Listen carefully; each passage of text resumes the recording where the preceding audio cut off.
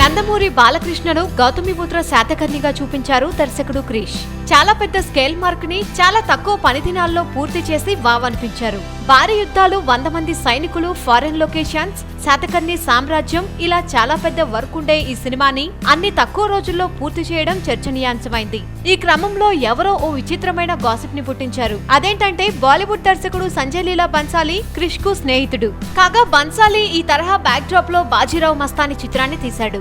అయితే బాజీరావు మస్తానీ సినిమాలో వాడని కొన్ని వార్ సీన్స్ ను క్రిష్ కొంత డబ్బు చెల్లించి తీసుకున్నారని, వాటిని శాతకర్ణిలో తెలివిగా ఎడిట్ చేశారని, అందుకే అనుకున్న సమయానికి సినిమా పూర్తి చేయగలిగారని ఓ గాసిప్ పుట్టించారు. ఇది క్రిష్ వరకు వెళ్ళింది. ఈ గాసిప్ కు ఆయన చాలా ఘాటుగానే సమాధానమిచ్చారు. నిజంగా చాలా దారుణమైన రాతలివి. కనీసం ఇంగితం లేకుండా ఇలాంటివి రాస్తున్నారు. వాళ్ళకి వాళ్లే గౌరవాన్ని పోగొట్టుకుంటున్నారు. అయినా ఇంత దారుణంగా ఎలా రాస్తారో అర్థం కాదు. సంజయ్ నా ఫ్రెండ్, గ్రేట్ ఫిలిం మేకర్. అది బేస్ చేసుకుని ఇలా ఊహించి రాసేస్తారా? అసలు రాసిన వాళ్ళకి సినిమా పరిజ్ఞానం ఉందా? బాజీరావు మస్తానీ ఒక మూడ్ లో నడిచే సినిమా, శాతకర్ణిది మరో మూడ్. అసలు ఎక్కడైనా సంబంధం ఉందా? ఇదంతా కాదు. నా గురించి ఏమనుకున్నారు? గమ్యం నుండి నన్ను చూస్తున్నారు. నా ప్రయత్నం ఏంటో, సినిమాపై నాకున్న ప్యాషన్ ఏంటో తెలీదా? ఎవరో తీసిన సినిమాని నా సినిమాలో వాడుకుంటానా? నాకు ఆ మాత్రం తీయడం రాదా?